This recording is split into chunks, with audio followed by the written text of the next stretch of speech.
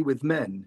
Now, I believe this. I mean, I believe that there's equality, but we're complementary. We're not the same. When we talk about stress, men are fight or flight. When you understand women's stress, the female brain, for instance, written by folks from like this, the West Coast, great universities, it's about tending or befriending. Even though cortisol's the same, DHEA is the same, thyroid's, there's a different mechanism. There's a different neurochemistry that happens.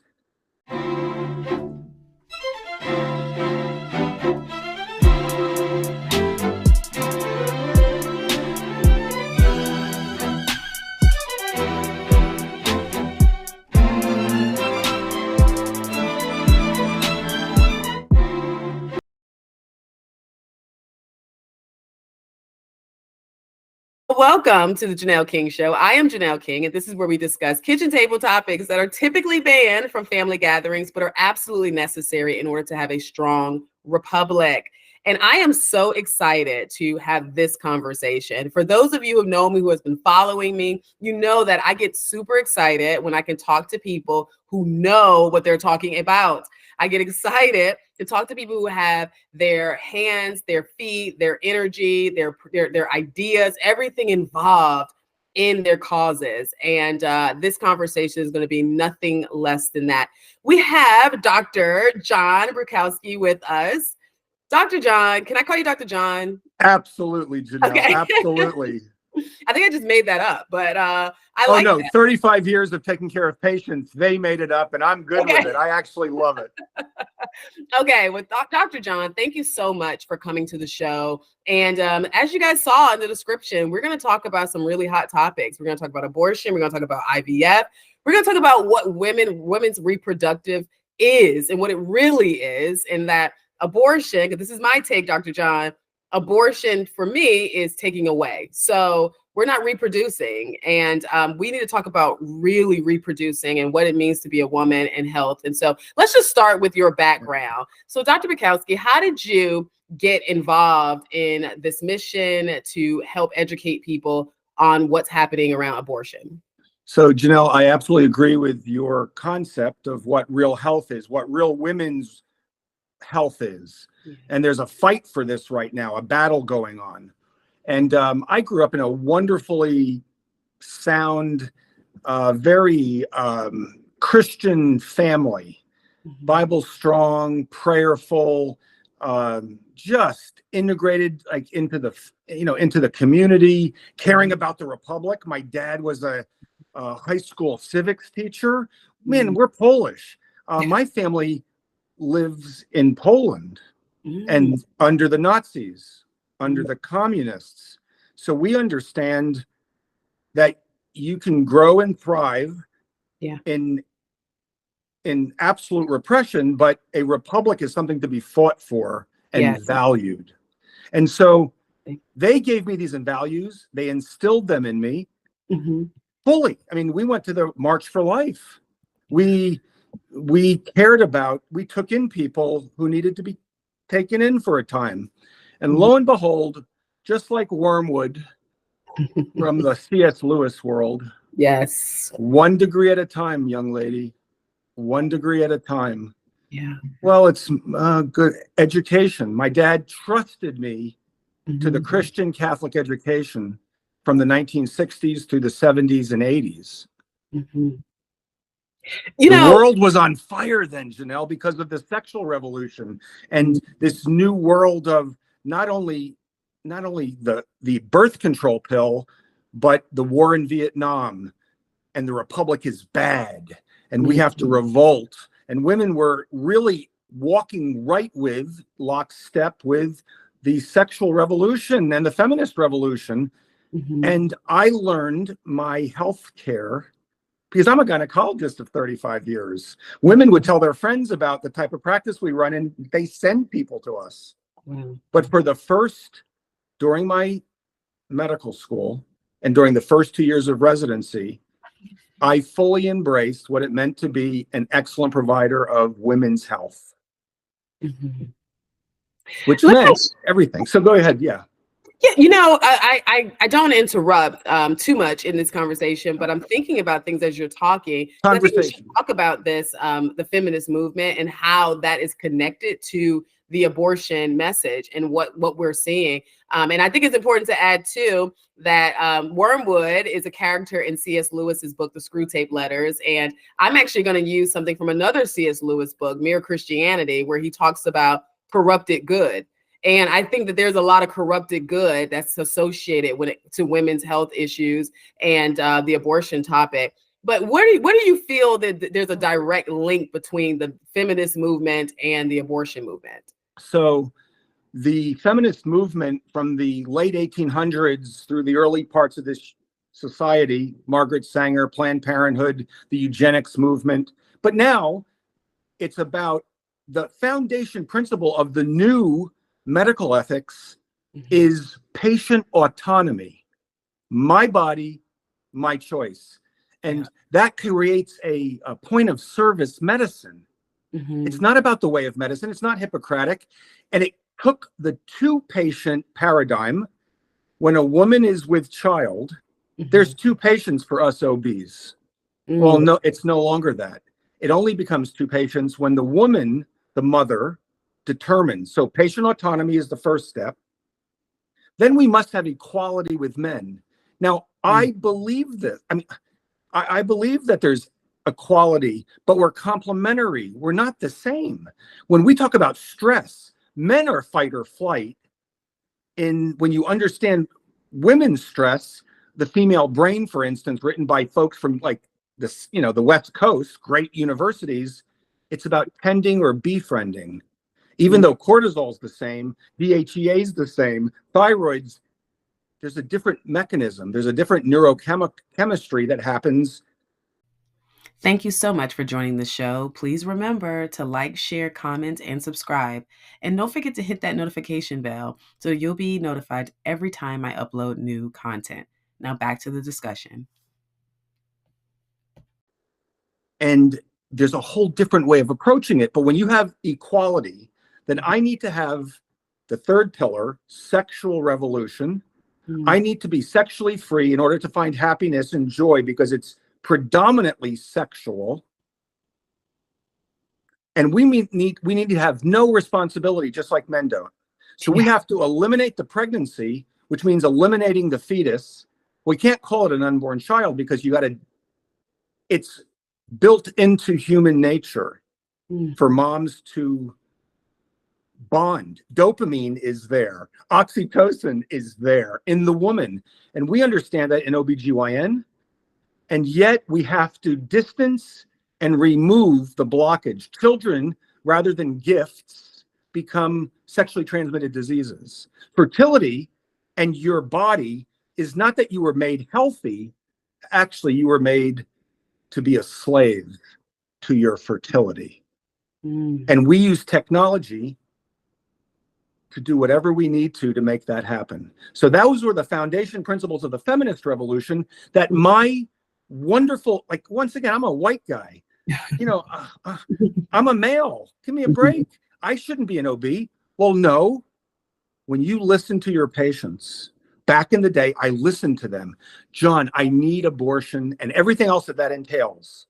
The hormones, the chemicals, the surgeries, the transitions, I need all of it in order to be fully happy and healthy.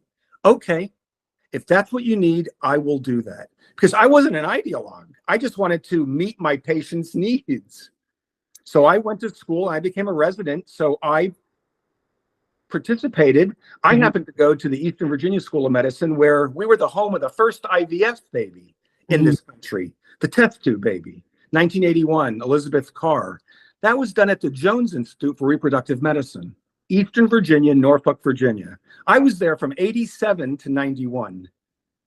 And I was fully involved as a resident in the contraceptive research and development, which included all aspects of reproductive health. And part of that was to learn first, second, and third trimester abortions, as well as help our great team of scientists and great doctors help produce embryos for their IVF work and to help transition women to men and men to women, because the Johns Hopkins folks back in the day came to us. The Joneses were at Hopkins and came to us. We were in an amazing place of cutting edge, modern patient autonomy, equality, sexual revolution. Okay. And that's where I trained. And I was a part of that at the time. And that's how I got from one place to the other. So basically, it sounds like what you're saying is a lot of women was brought into or bought into the feminist messaging because it made them feel like they could be sexually liberated. And in order to be sexually liberated, particularly during a time when there wasn't a lot of contraception, it will require you to have to find ways to abandon your fertility. Correct. Once you get pregnant, you know, it's your liberation changes. And then they made it feel as though that was somehow daunting. And then you brought in all these women. There's two things you said that I want to touch on. You mentioned Margaret Sanger. And, you know, this is an argument that I have all the time, particularly as a Black woman. My disdain for Margaret Sanger and her strategies runs deep.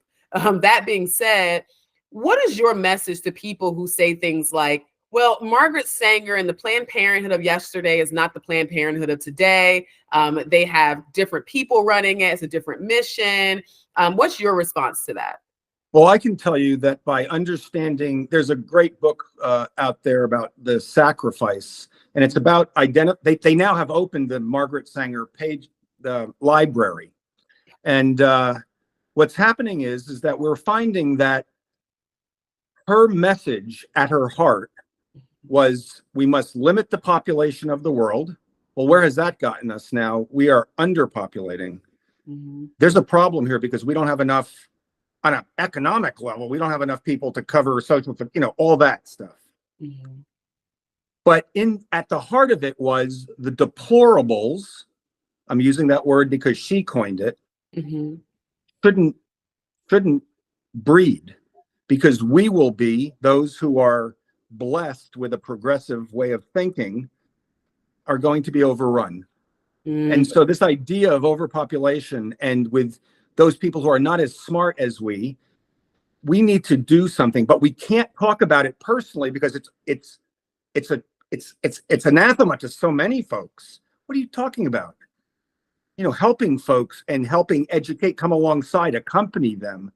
Well, no, she then co-opted the big bankers, the big thought leaders in the world, government as well as corporations, whether it was Rockefeller or whether it was our government. And slowly over time, their 100-year plan, their 50-year plan, because we're coming up on 100 years from Sanger, to have contraception and abortion and the rest is pervasive through the system, in medicine, in faith churches, in politics, in sociology, and to do it throughout the world. Yeah. That's why we have International Planned Parenthood. Well, what happens is, why are most clinics today in poverty-stricken neighborhoods? Right. And it's that subgroup that I know we were there for folks who were underserved, but they already had one or two children. They had no money, so we sterilized them. Wow. And at the time, you know, we were doing it, and most of our folks were of color. Why is there a higher percentage of African American women aborted? Why is it that there's medical disparities with preterm birth, breast cancer, go down the line? Once you begin to see the data coming in, there's a real association between abortion, breast cancer, mental illness, preterm birth. And all of a sudden you begin to realize that, yes, we don't talk about those dark, because remember, abortion is always in the shadows. They're trying to say, shout it out now, be proud of it. Well, because it used to be abortion, safe, legal, and rare. Well, we're already moving. It's shout your abortion. It's a sacrament. It's sacred. And you know what? It's life-giving. In fact, it's more pro-life than those pro-lifers. Well, you can't change human nature that way. And that's the real issue. Okay, so you said so many interesting things. And I want to make sure I go back to one point that you made. However, when we're talking about this whole just the Black woman versus the white woman, I think there is a misconception that, you know, Black women, because they're aborting at a higher rate, that they're also preaching this message to their families, when in fact it's the opposite, but they're targeted so much. And I think that speaks to what you were saying about being placed in lower income communities and basically making it seem like abortion is something that's hopeful, when in fact the data shows that I think over 80% of women who have abortions for whatever reason experience depression at some point in their life, and anxiety and other negative emotions that come with doing something so drastic. So that leads me to my question around another talking point that they often share when it comes to messaging to women, and that's the my body, my choice. You talked about that, and you kind of mentioned a little bit how as an OBGYN, you don't see it that way. Can you elaborate on that topic just a little bit?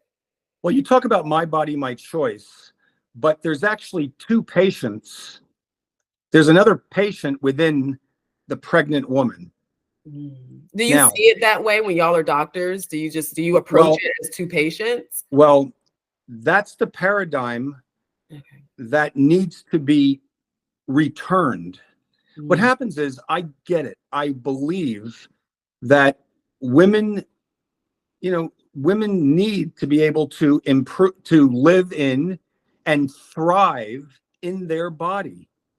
They're a body, psyche, and spirit all put together.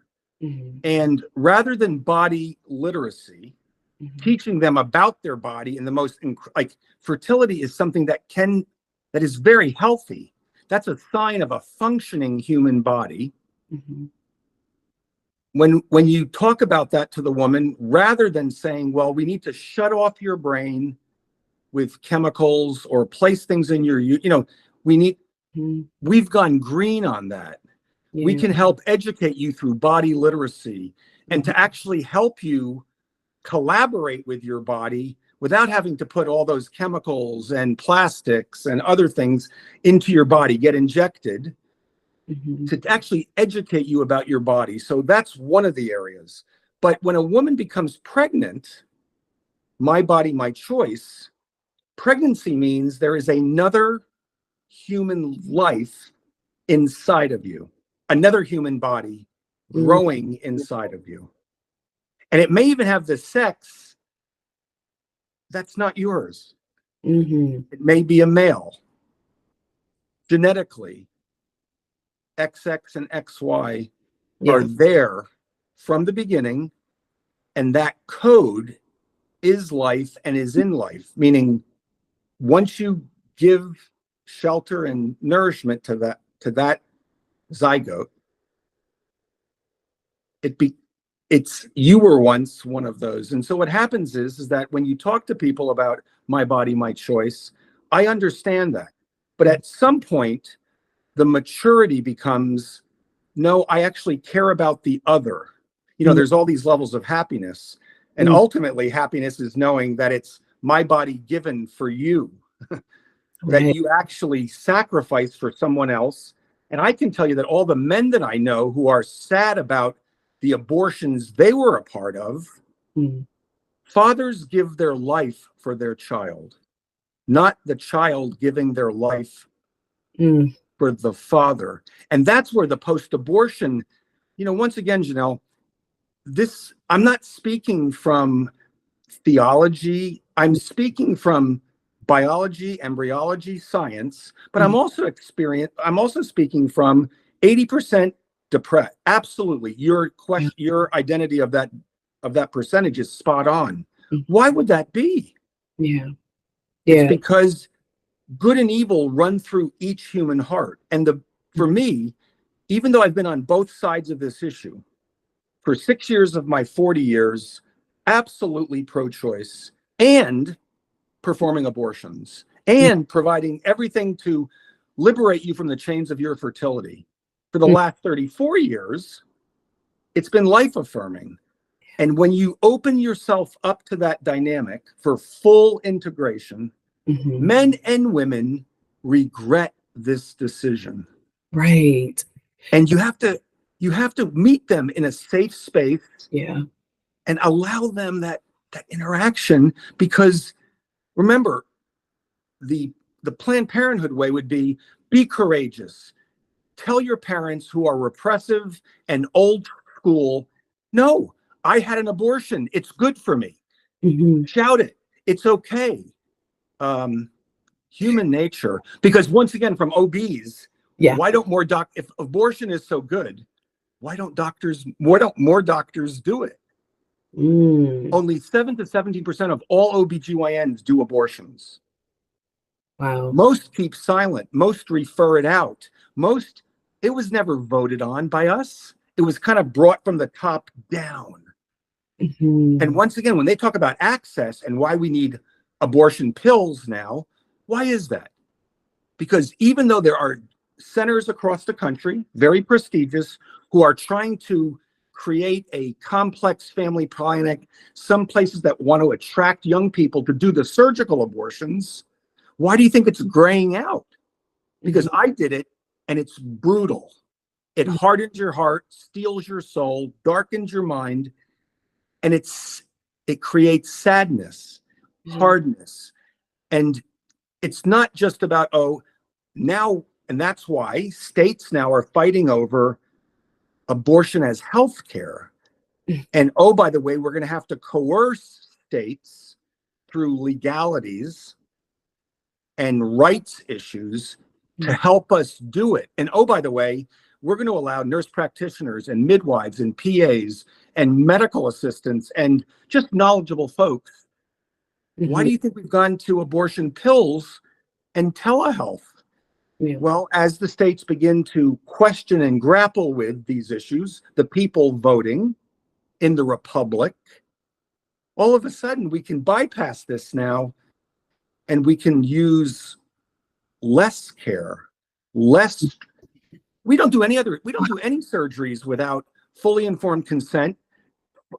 We're not supposed to talk about dismemberment abortions or abortion surgery. It's an abortion procedure. We're not supposed to talk about that the heartbeat you hear at 6 weeks is not really a heartbeat because the heart's not fully formed.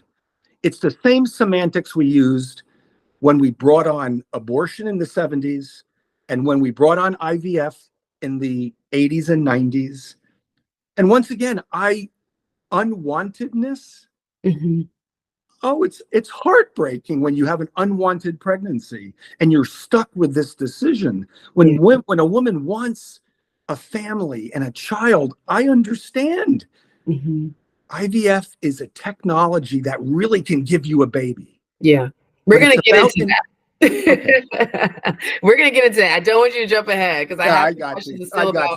Go ahead. I am ready to get into that one, though, just like you. But there's something you said that stands out to me. You said the definition of a pregnancy is that there's a life growing inside of you. However, the message that's being pushed is that it's a clump of cells. It's not a person. It shouldn't be seen as a person. I know you've mentioned, your perspective on, just sacrificing yourself for that life. But from a medical perspective, would you agree that it is just a clump of cells?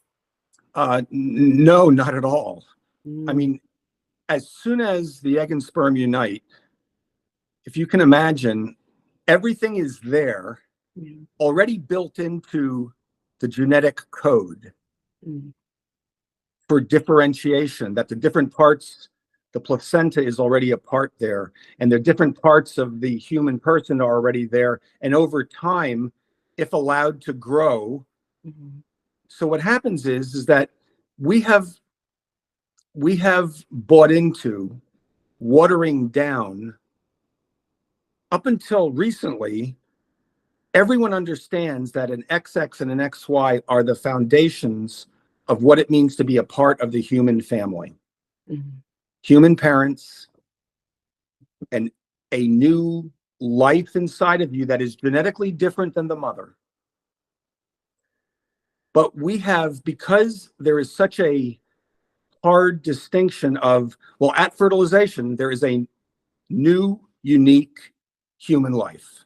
Well, now we're arguing about personhood. Now we're arguing about gender. Now we're arguing about what does it mean to be a woman?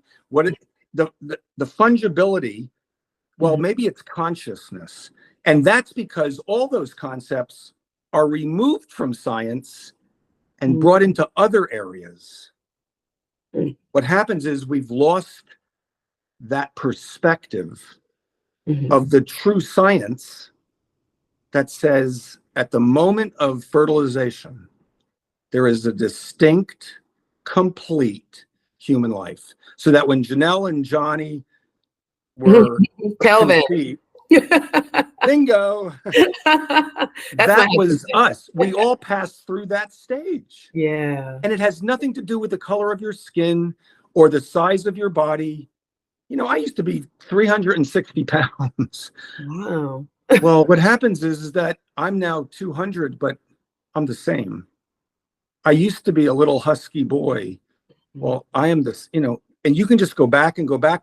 And yes, life, we can draw lines in different places, churches, theology, sociology, well, no, we all can agree that a distinct, unique human life begins.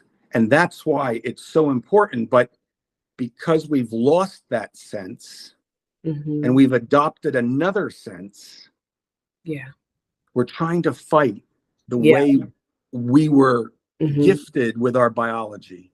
It's like you're fighting against human nature, right? It's like you're fighting against the desire to parent, the desire to create, the desire to be a part of the reproduction process of this earth, while at the same time trying to maintain your own personal plans and, dare I say, selfishness. But that is kind of what it feels like. Oh, absolutely, Janelle. And when you listen to the stories on both sides, there are so many patients that I have, because I'm a gynecologist, I see women. Yeah. They absolutely oftentimes come in at 35, 36, 37, 40, 41, 42. They just have found the right partner. And they want to start a family. And they could be progressive, they could be traditional, but at some point, the time is right.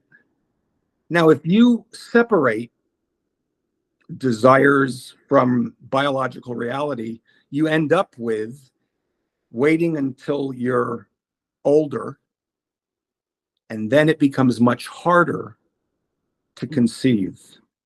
And it's a delay. Or if you had a sterilization early in your life because you weren't in a good relationship, and it's understandable why people do this, but all of a sudden when you finally find that great partner, that great spouse, and you want to open yourself up to a family, the system does not encourage you to either undo what you've done, because in the end, people regret. There's some incredibly wonderful, powerful feminist voices that have written and shared their experience in media about why have I shut off my brain, say with contraception, or why have I waited and I bought the lie that it's all going to be okay and and now it's maybe too late, and there's this regret. Or the incredible number of people who are coming to us from post-abortion regretting that choice. Right. Men and Thank you so much for joining the show. Please remember to like, share, comment, and subscribe. And don't forget to hit that notification bell so you'll be notified every time I upload new content. Now back to the discussion. As you were talking, I heard the entire feminist message, right? Even this concept of, putting your career first, that particularly for women, that is a huge decision that you're making, because your body is not going to wait on your career.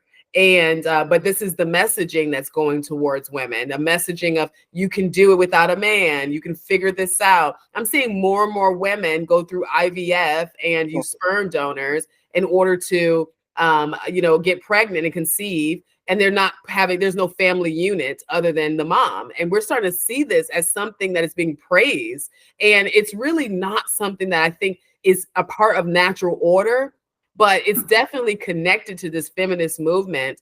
And they push IVF on you so much and so strong. I shared my personal testimony where I have my own fertility challenges. And instead of offering me other options, which I found there were, the immediate response was, your only option is IVF. IVF, correct. That's your only option. And the number of women my age, or just not even my age, but my generation, that is struggling to conceive, it's beyond me. And I wonder if this is a concerted effort to push IVF. That's kind of how I feel. Well, right now there's this popular book about good energy, and it's talking about how medicine identified diseases, and then big pharma comes in and has the answer for those conditions. So back in my residency, I realized that the vast majority of the literature, the scientific literature that supports all of this technology, from A to Z, was paid for by big pharma, is covered by organizations that are there at the cutting edge. This was the way it was in the 1920s. It's the way it was in the 1950s. And it's now the way it is in the 2020s, that we are being paid to use technology and drugs and surgery to fix a problem that was created by the medical industrial complex. Or, all of this, it feeds each other. And then you become connected. You have to stay on. For right now, what is the way we're taught?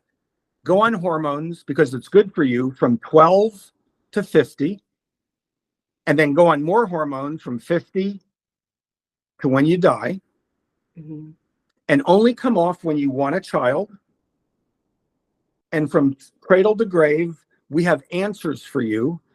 And when it becomes the only answer you have when you have a sick baby in your womb is to abort it, because it's merciful and mercy killing. So those are the eugenic abortions. And so, we approach it as a perinatal hospice, but that's a little bit later. What I would tell you is that it's that same, we saw it happen during COVID. Only one way, there's only one way. You can't, because then that becomes mis and disinformation. Well, why do they go directly to that? It's because the human person comes into this going, can you please listen to me? I'm not interested in poisoning my body. I'm not interested. We all have a certain freedom and dignity for human flourishing. But when the top level, say in my profession, the American College of OBGYN, ACOG, tells us, in the old days, it was, well, we respect your freedom to say no. Then it was, well, we respect your freedom, but you really should refer. Now you're seeing language in law. You must provide access one way or the other, or else.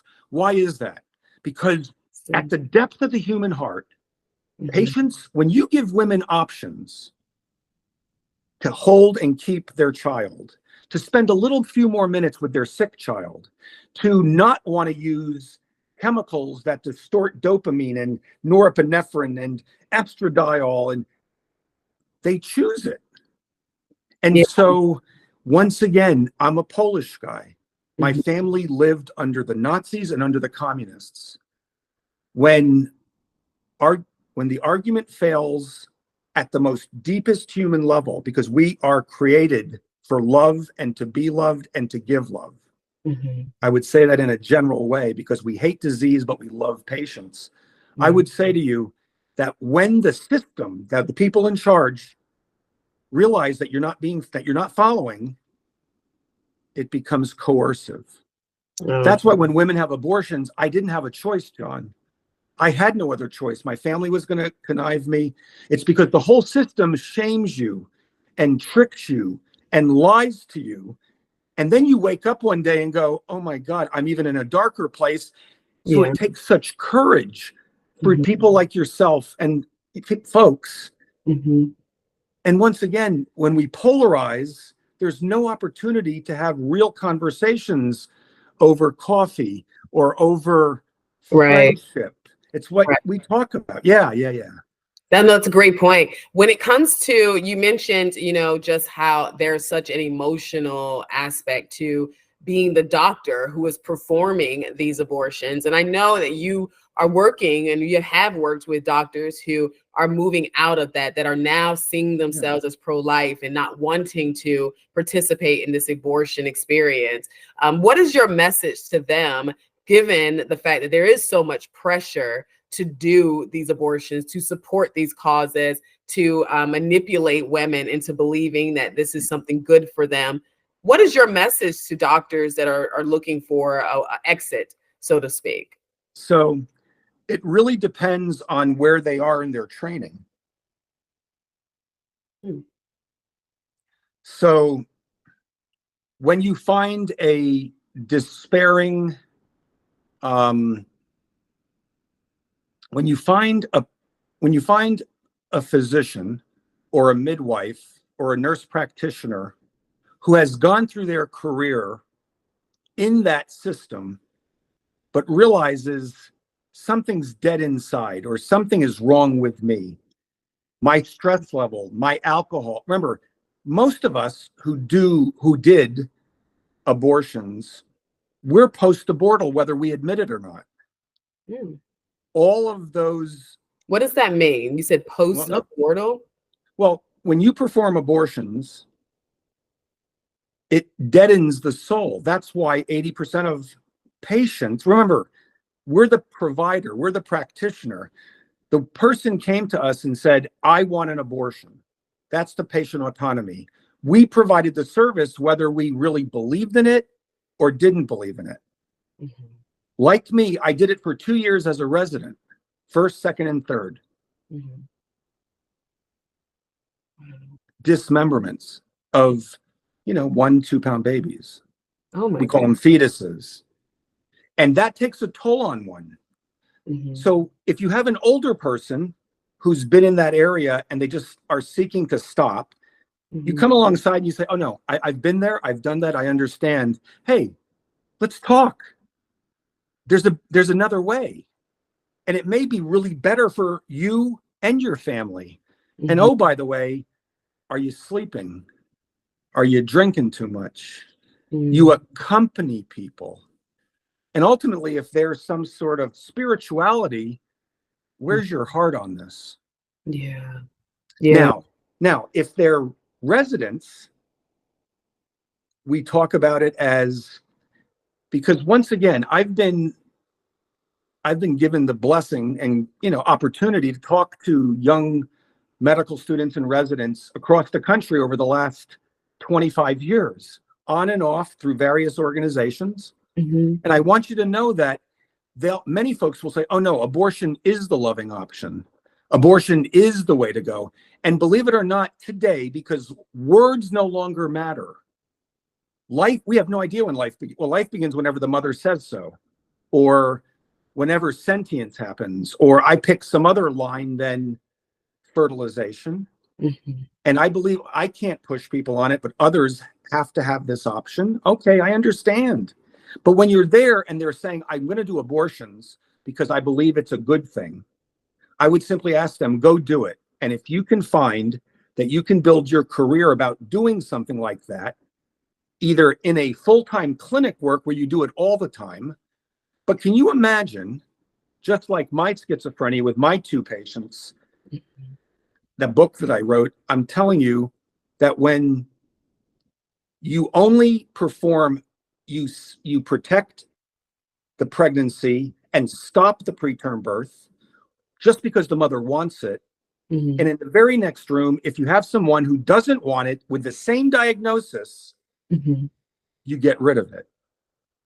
All of a sudden, the rift, that rift that goes through the human heart to determine what is good, what is not, what doesn't sit Yeah. right with us, it comes through our heart. So I say to them, go do it. Listen, when you get into your residency, go do it. Yeah. We need more abortionists. Why? Because very few are still there doing surgical abortions.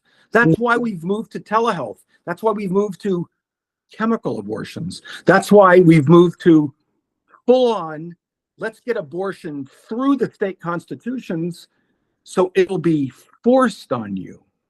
And let's follow what ACOG and other organizations tell us we must provide. It's hard to have access because it's a brutal procedure. And I can tell you just anecdotal stories of young students who come to me afterwards and go, hey, Jon, I tried it and I can't do that anymore. Is there a better way?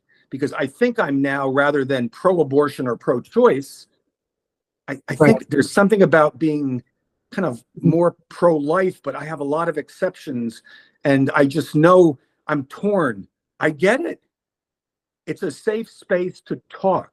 Yeah. I'm here to just share with you, as so many other good organizations are, what our experience has been, that there's a better way. But then when you're with younger women, you talk about body literacy, because all the defense mechanisms that occur in a young woman occur long before their first non-wanted pregnancy.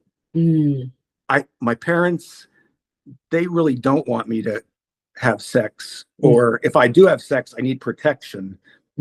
Well, Planned Parenthood is the place to go. And if I'm really in one of those homes I'll be so punished by my mom and dad, the shame, the control, the choice. Once again, you start there to begin that rift between the family.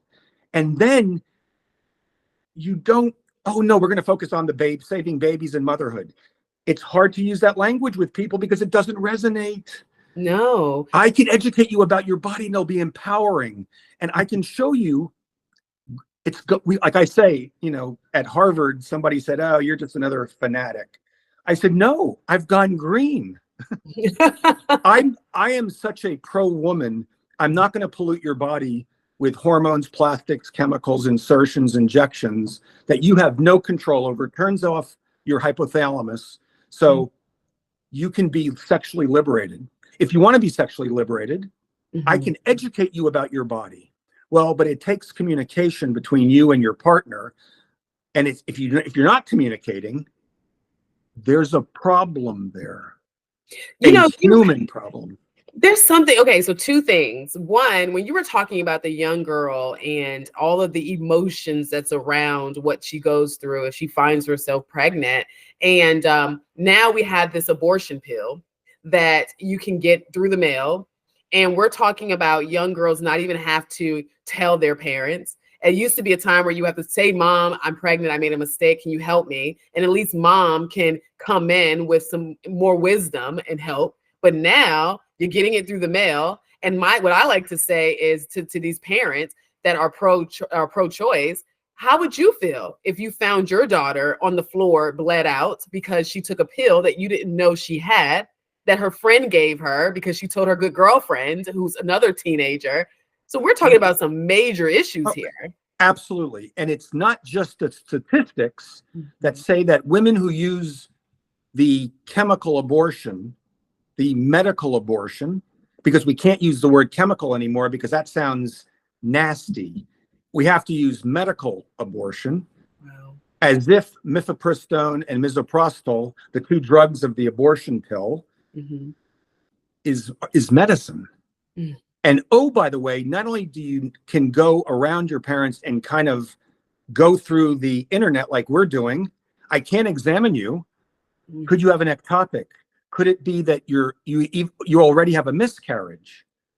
Well, what happens is what they'll tell you is, oh, if you have heavy bleeding, which you may, or you think something's not right, go to the emergency room, pause, and tell them you've had a natural miscarriage. Really? Yeah, really. So Oh. from beginning to end, you begin to use language, because always you have to distance yourself and you have to help people come to these decisions. And can you imagine your boyfriend just saying, oh, let's just go ahead and online here, or the guy that forced himself on you?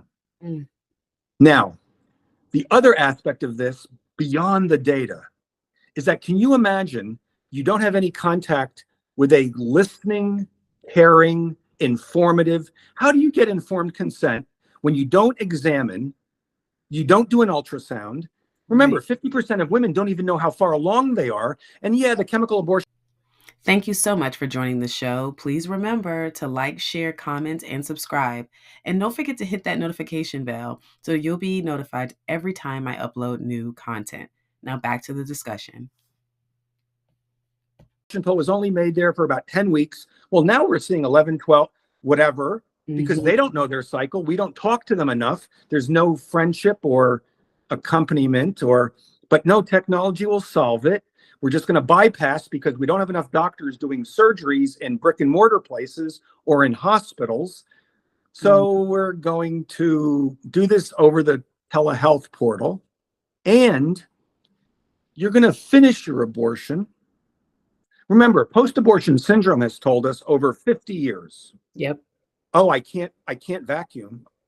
I can't smell X because it reminds me of that time, or the sound, and every time my parents see me and they don't know, or even the men that come up to me now after, talking about my book or what have you, Jon, I have felt emasculated.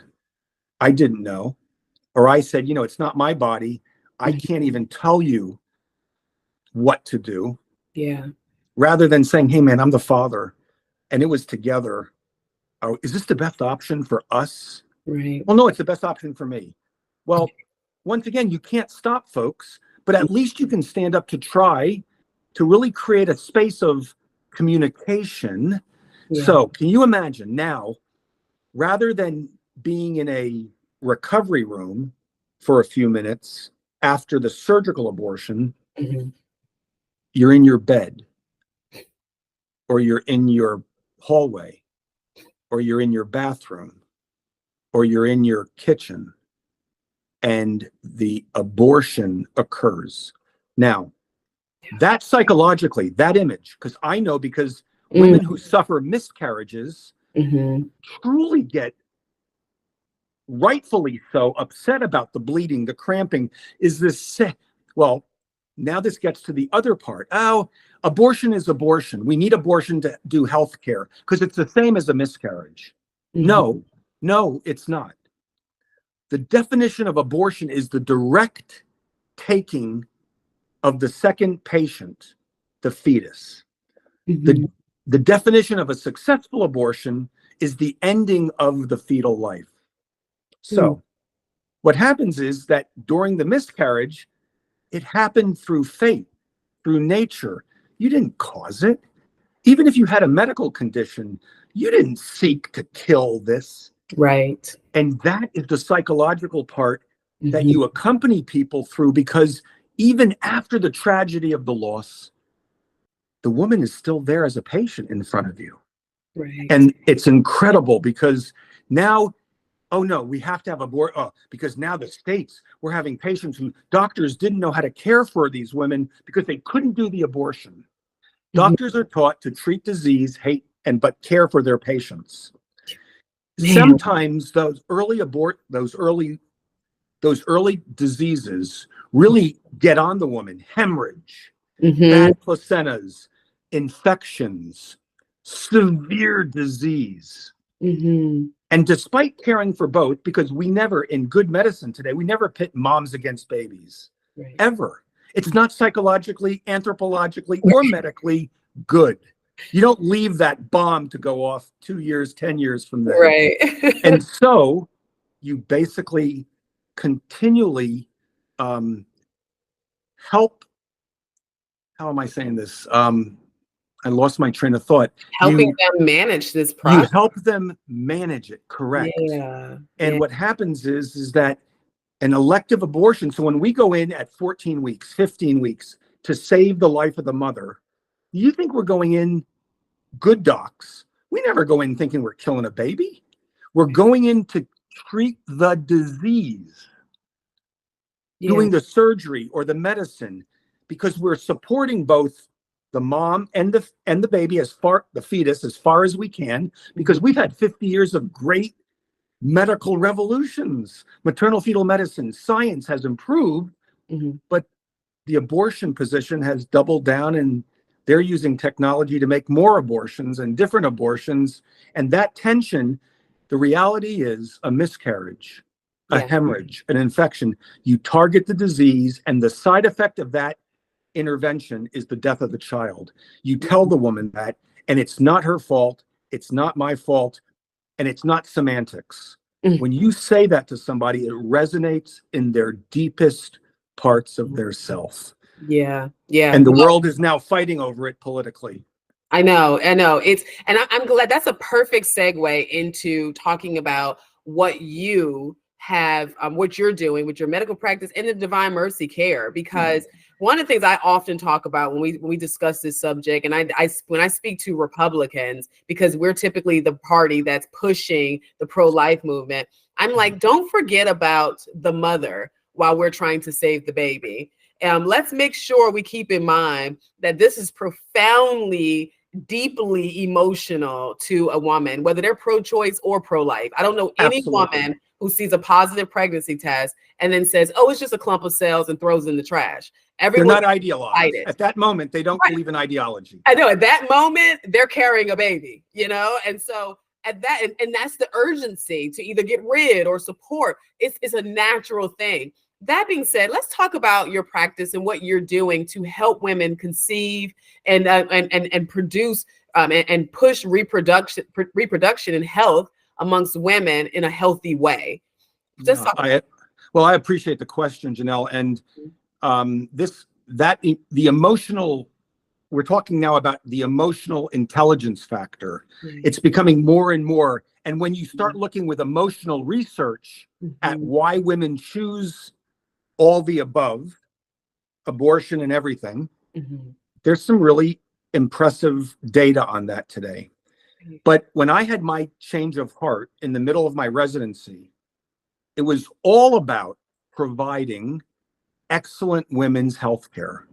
Because I was taught, even though the folks that taught me were the ones that founded IVF in this country, or were doing the difficult abortions in this country, I respect them.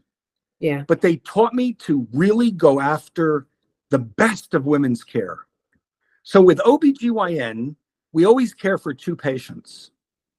And so we used to be a for-profit practice at Tepeyac OBGYN in Fairfax, Virginia. Well, we see pregnant women as well as women who are not pregnant. So we do OB/GYN. And we don't treat fertility as a disease or as something that's you're broken. We actually will do body literacy and enable you, because we've gone green.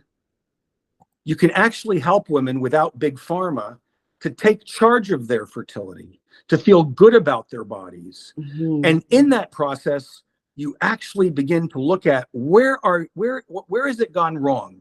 We target the disease, not always the desire to have a baby, but the disease that's underlying it.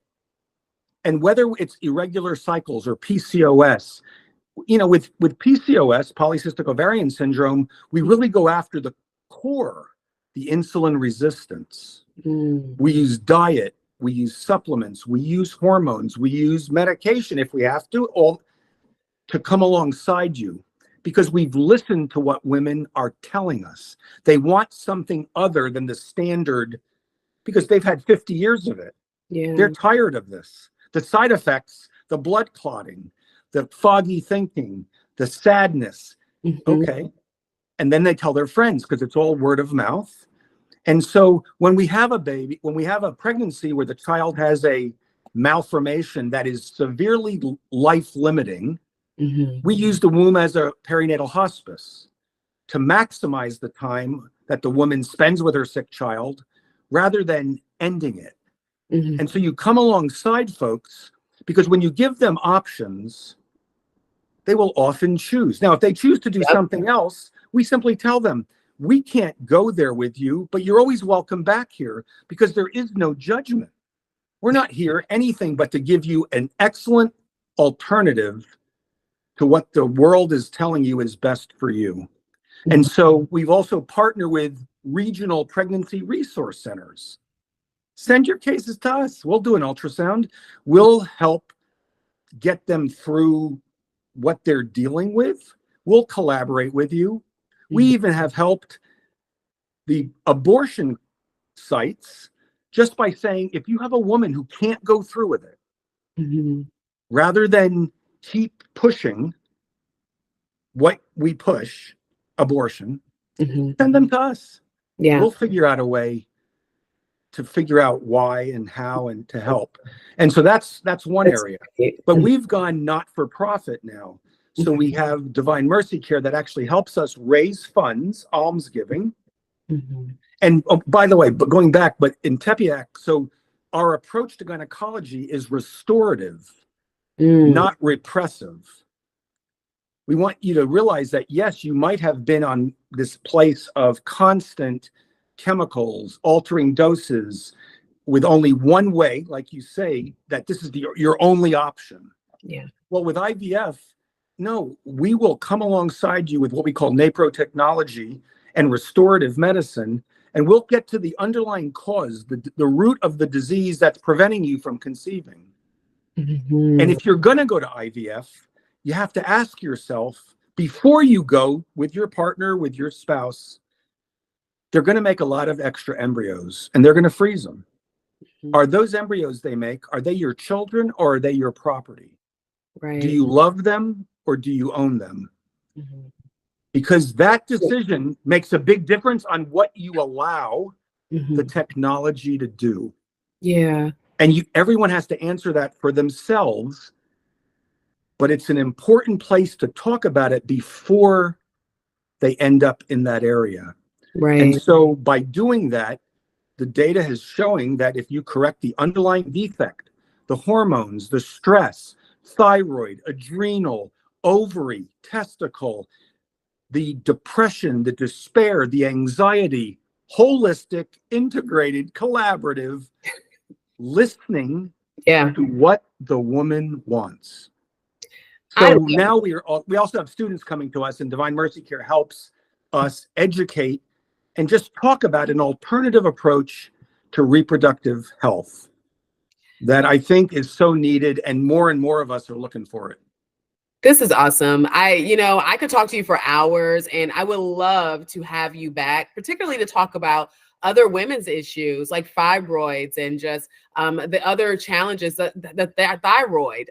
That's something that I think a lot of women struggle with, and they don't realize that just because you're in the normal stage doesn't mean that you're on the healthy end of normal. And so I definitely want to bring you back so we can talk about those things. And I want to leave a quick message to my girls, my women who are dealing with infertility, who's in that toil emotionally, where you are constantly having to make decisions. You're frustrated because you feel like, why is it that I'm the woman that has to do this when I see other women that conceive easily?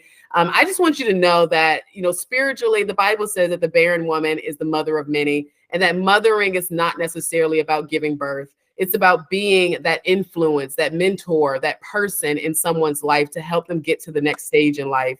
And I really want to encourage women that are in that struggle, that have experienced infertility, to know that you are still a mother and your mothering is necessary and needed in this world. So please comment. Please let me know what topics you would like us to discuss when I bring Dr. Bruchalski back. And thank you, Dr. Bruchalski. I'm going to make sure that your bio, as well as a link to the Divine Mercy Care, as well as your medical center, is in the description box. So if you're watching, you can go right there and get to it and get to Dr. Bruchalski yourself. Thank you so much, Janelle. Oh, you're so welcome. You're so welcome. Well, till next time, thank you all for watching the Janelle King Show. Again, this is where we discuss kitchen table topics that are typically banned from family gatherings, but are absolutely necessary for a strong republic. I encourage you to go on, be a force in this world, stay unapologetic, unafraid, and never stop seeking the truth.